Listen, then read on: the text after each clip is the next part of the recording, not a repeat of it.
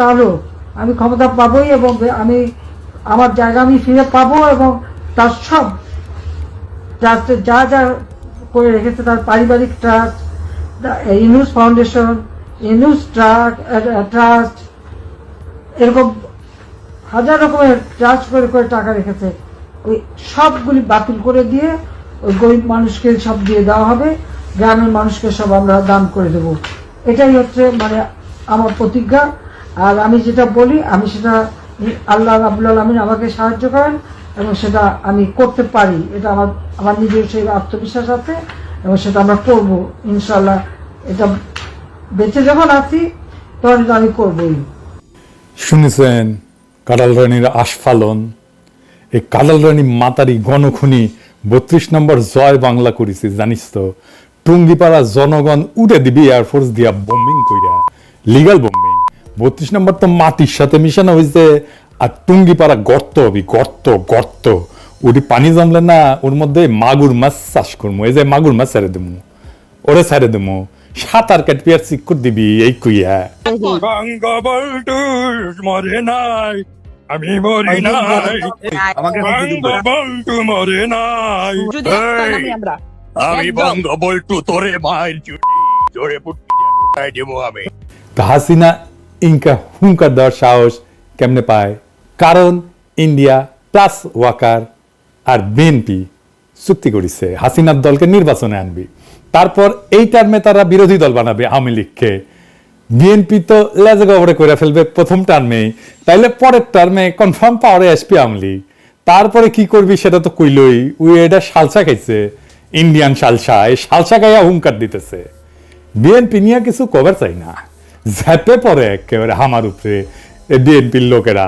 এইভাবে ঝাঁপে পড়তো আওয়ামী লীগ, হিন্দুত্ববাদী, বাঙ্গু প্রগতিশীল আর বামেরা আমার উপরে। সেদিন বাগে খাইছে, কিন্তু আমি তখনই কইছিলাম বিএনপির মধ্যে একটা প্রগতিশীল বিএনপি আছে, ওই প্রগতিশীল বিএনপি খাবি বিএনপি। তাই হচ্ছে হাসিনা যে জয় বাংলা হয়ে যাবে এটা খুব শিগগিরই হবে, অকস্মাৎ হবে। এটা কে বলছে? বারবার কে বলছে? কে বলছে? এই বান্দা। কোন জ্যোতিষীর অঙ্ক কইসা না, এটা পলিটিক্যাল ইনটিউশন, রাজনীতির গন্ধ বোঝা। বাতাসে আপনি রাজনৈতিক পরিবর্তনের গন্ধ পান। আমারা নিয়ে সেই সময় বিএনপির লোকেরা পর্যন্ত বলতে আমি সকাল সন্ধ্যা হাসিনারে ফেলাই দিই। হাসিনা যে বারুদের উপরে বসে আছে, যে কোনো সময় যে কোনো স্ফুলিঙ্গে ছোঁয়ায় বিস্ফোরিত হবে, এটা বোঝার জন্য রাজনৈতিক দৃষ্টি লাগে, পলিটিক্যাল উইজডম লাগে। স্ফুলিঙ্গ কখন লাগবে আপনি সেটা বলতে পারেন না, কিন্তু বারুদে আগুন যে লাগবেই সেটা আপনি নিশ্চিতভাবে বলতে পারবেন। সেই ইনটিউশন থেকে, সেই বুঝ থেকে, সেই আক্কেল থেকে আমি মনে করি বিএনপির কোনো রাজনৈতিক ভবিষ্যৎ নাই, যদি না সে নিজের রাজনৈতিক লাইন বদল না আনে। আর স্পষ্ট করে বলি, বিএনপির ভারতমুখী লাইন যদি তারা না ছাড়ে, তাহলে ক্ষমতা আসা তো দূর কি বাত, দলটিকে কিনা দেখেন। অনেকে বলবেন কে আসবে? ভাইজান, কেউ কখনো আসিফ নাহিদদের নাম জানতো জুলাই? জানতেন না। জাতীয় নেতা হইয়া গেল, এখন সেজন্য জিগান না। যদি বিএনপির রাজনৈতিক ভবিষ্যৎ না থাকে তাহলে কে আসবে? নেতা উত্থিত হইতে টাইম লাগে না। 1975-এর 6 নভেম্বর কারো কল্পনাতে ছিল জিয়া আগামীকাল রাষ্ট্রপ্রধান হবে? আগস্ট মাসে 5 তারিখে কেউ জানতো যে প্রফেসর ইউনূস 7 মাসের মধ্যে অতি জনপ্রিয় একজন রাষ্ট্রপ্রধান হবেন বাংলাদেশে? ইতিহাস তার নেতা তৈরি করে, নেতা তৈরি থাকে না। রাজনৈতিক দলও তৈরি থাকে না। সাধারণত দেখা যায় তৈরি রাজনৈতিক দল রাজনৈতিক পরিবর্তনের নেতৃত্ব দিতে পারে না। 24-এর বিপ্লব তার সাক্ষী। যাই হোক, এবার আসেন বিএনপির রাজনৈতিক কৌশল আর তার প্রতিক্রিয়া নিয়ে আলাপ করি। ঘটনা ঘটতে যাইতেছে, তার প্রতিক্রিয়া বিএনপি নেতারা উন্মাদ হয়ে গেছে। উন্মাদ হয়েছে কচু খেতিরা। কচু খেতি কারা জানেন না? কচু খেতিদের আজকে ধর্ম না, পিনাকি যারা সুইসে তারা জয় বাংলা করতে পারে নাই এমন উদাহরণ আছে, কিন্তু বেশি না, অল্প। কচু খেতিদের জয় বাংলা করাটা 1-2 এর ব্যাপার। জয় বাংলা করতে বেশি জিনিস লাগে না, যা লাগে অলরেডি হাতে আছে, টাইম মতো ধর্ম। কচু ক্ষেতের কচু ঢুকায় দেবো একেবারে। কচু খেতে চিনিচ্ছেন না? কচু ক্ষেত আমাদের আয়নাঘর বিশেষজ্ঞ ডিজিএফআই এর অফিস।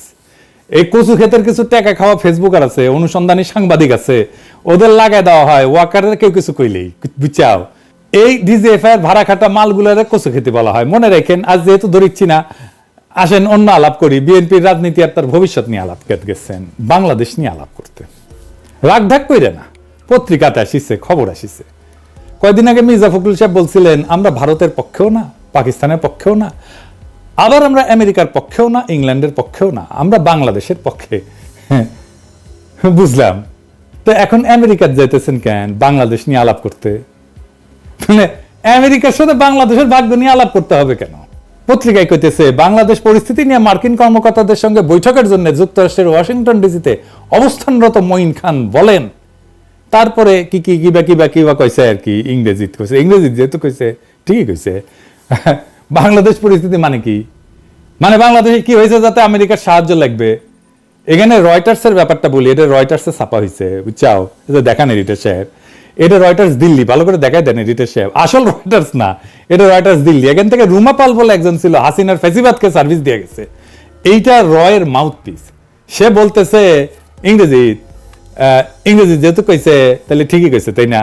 কইতেছে an unelected interim government led by Nobel Peace Prize laureate Mohammad Yunus has been running the South Asian country of 173 million since August after deadly student-led protest forced Prime Minister Sheikh Hasina, a long-time India ally, to flee to New Delhi. মানে হইতেছে professor ইউনূসের সরকার unelected, অনির্বাচিত। দেখলেন তো? এইবার শোনেন মির্জা ফখরুল কইতেছে unelected সরকার আর unelected সরকারের শক্তির মধ্যে অনেক পার্থক্য আছে। শুনিছেন কেমনে রয়ের মাউথপিস রয়টার্স দিল্লি আর মির্জা ফখরুলের কথা একই হইয়া যায়, একই জায়গা থেকে আসে জিনিসগুলা। অবাক লাগে না আপনাদের? কিভাবে ইন্ডিয়ার ইনক্লুসিভ ইলেকশন আর ওয়াকারের ইনক্লুসিভ ইলেকশনের কথা একই হইয়া যায়, দেখি চাও তো? মির্জা ফখরুল আরো কিছু কথা কইছে, আসেন শুনে দেখি। সে কইতেছে ইলেক্টেড সরকার হইলে সেটা শক্তিশালী সরকার হবে, নির্বাচন হলেই জনগণের সমর্থন পাবে, সেই সরকারটার শক্তি আর আনইলেক্টেড সরকারের শক্তির মধ্যে অনেক পার্থক্য আছে। খারান মির্জা ভাই, হাসা লাগবে। আমি না ঘোড়ায় হাসতেছে। শুনেন হাসিটা শুনেন। শুনেছেন আপনার কথা শুনে আজকাল ঘোড়ায় হাসে। নির্বাচিত সরকার হইলে শক্তিশালী সরকার হয়, তাহলে সাত্তার সরকারকে পাছায় লাঠি দিয়া খেদায় এরশাদ ক্ষমতা নিল কেমনে? নির্বাচিত সরকার ছিল না, মেলা ভোট পাইছিল। খালেদা জিয়ার প্রথম টার্মে হাসিনার দল 180 দিন হরতাল আর নৈরাজ্য করলো কেমনে? ইলেক্টেড সরকার ছিল না ওই সময়, খালেদা জিয়ার সরকার। 111 হইলো কেমনে? কার ক্ষমতায় থাকার টাইমে? বিএনপি ক্ষমতার টাকার টাইমে না? নির্বাচিত সরকার ছিল না, ঠেকাতে পারলেন না কেন? 64 জেলায় বোমা হামলা ঠেকাতে পারলেন না কেন? জিয়া কি ইলেকশনে ক্ষমতা এসেছিল? ওনার সরকার কি দুর্বল ছিল? হ্যাঁ, যখন ইলেকশন করেছে তখনই উনি দুর্বল হয়ে গেছেন। আর রয়টার্সরা বলি, শেখ মুজিব কি ইলেক্টেড প্রেসিডেন্ট ছিল বাংলাদেশের? নেহরু কি ইলেক্টেড প্রাইম মিনিস্টার ছিল 1947 থেকে 1951 পর্যন্ত? লেনিন কি ইলেকশন করে ক্ষমতা নিছিল? মাও সেতুং কি ইলেকশন করে ক্ষমতা নিছিল? বাংলাদেশের ইলেকশন নিয়ে এত মাথা ব্যথা কেন তো করে? সরকারের বৈধতার জন্য ইলেকশন জরুরি না। ক্ষমতাকে অভিষিক্ত হইতে হয় জনগণের ভালোবাসায়, সমর্থনে। 1975-এর 15ই আগস্টে সোহরাওয়ার্দীর বডিগার্ড জয় বাংলা হওয়ার পরে জনতা পথে নামে আসা অভিষিক্ত করেছিল নতুন ক্ষমতাকে। প্রফেসর ইউনূস ছাত্র জনতার রক্তাক্ত বিপ্লবের মধ্যে দিয়ে ক্ষমতা এসেছে। উনি জনতার রক্তে, কান্নায়, ত্যাগে, ভালোবাসায় অভিষিক্ত। উনি আমাদের সুপ্রিম কমান্ডার, উনি আমাদের রাষ্ট্রের অবিসংবাদিত নেতা। তো এই রয়টার্সের প্রতিবেদনে বিএনপি কইছে নির্বাচন ডিসেম্বরের পরে গেলে অস্থিরতা তৈরি হইতে পারে। হ্যাঁ, সতর্ক করিছে নাকি? বিএনপির লোকেরা একটা কাটপিস করে আমার ভিডিও বানাইছে আমার বক্তব্য নিয়ে, যে আমি কইছি বিএনপি একটা গণতান্ত্রিক রাজনীতি করা দল, নির্বাচন তো চাইবেই। কথা সত্য, আমি এটা বলছি, কথাটা আমি এখনো বলি। বিএনপির নির্বাচন চাওয়াতে তো কোনো সমস্যা নাই, আমার কারোই নাই। আমার সাথে শয়তানি করিবেন না, ইনকে কইরা শয়তানি করলে কিন্তু শয়তানি আন্দায় দিব পিছন দিয়া। আমি এখনো সেটা বলি যে নির্বাচন চাওয়ার অধিকার আছে বিএনপির। নির্বাচন চাওয়ার জন্য আপনার কোনো সমালোচনা করি নাই, সমালোচনা করিচ্ছি আপনারা সংস্কার চাইতেছেন না, এমনকি বলতেছেন এই সরকার সংস্কার করলে সেটা ছুঁড়ে ফেলায় দিবেন। আপনাদের চাওয়া শুধু নির্বাচন নির্বাচন নির্বাচন। বুঝাই বলি, বিএনপির সাথে কেন আমাদের বিরোধ? নির্বাচন নিয়ে। ক্ষমতা খুব আকর্ষণীয় জিনিস, একদম সেক্সের মতো, বুঝছাও?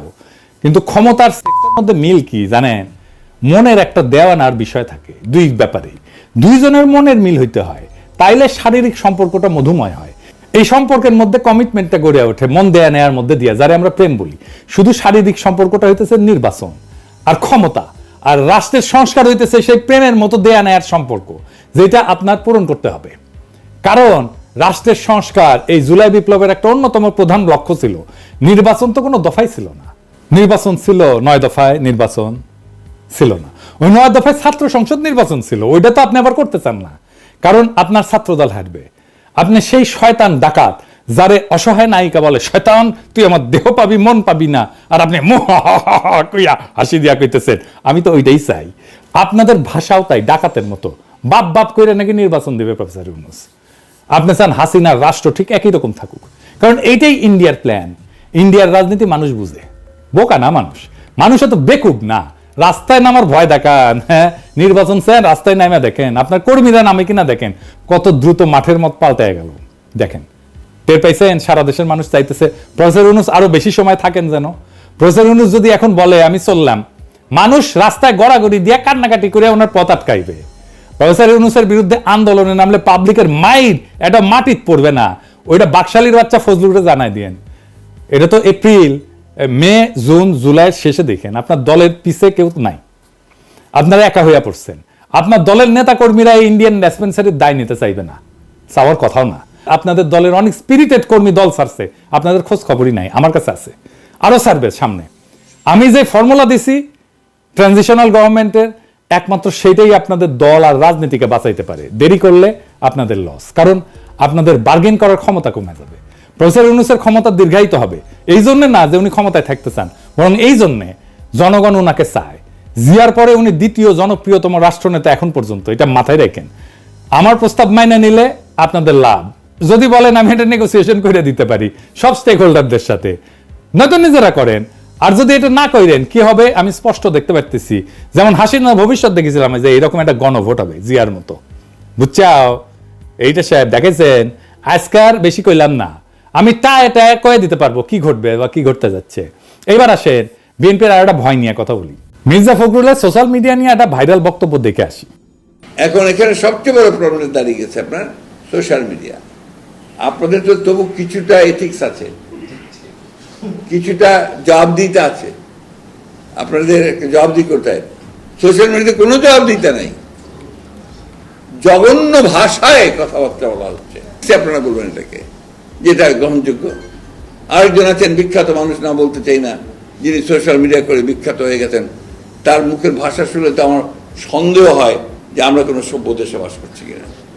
মির্জা ফখরুল বলতেছে হলুদ মিডিয়ার এথিক্স আছে, সোশ্যাল মিডিয়ার এথিক্স নাই। হলুদ মিডিয়ার এথিক্স আছে মির্জা ভাই, তা ঠিক। আমরা তো হাসিনার প্রেস কনফারেন্স দেখতাম, তাই না? এথিক্স তো দেখতাম ওইটি। যারা 111 ঘটালো মিডিয়া থেকে, এথিক্স তো দেখছি, তাই না? ওইটি যারা ফাইসিবাদের বয়ান উৎপাদন করলো, এথিক্স তো দেখছি ওদের, তাই না? মিডিয়ার এথিক্স তো দেখলাম। যারা 21 আগস্ট গ্রেনেড হামলার সময় এটা বিএনপির কাজ বলেছিল, এথিক্স তো দেখলাম। তারেক রহমানকে ডেমোনাইজ করে শয়তান হিসেবে প্রতিষ্ঠিত করার জন্য দিনের পর দিন প্রচারণা চালাইছে, খুব এথিক্স না?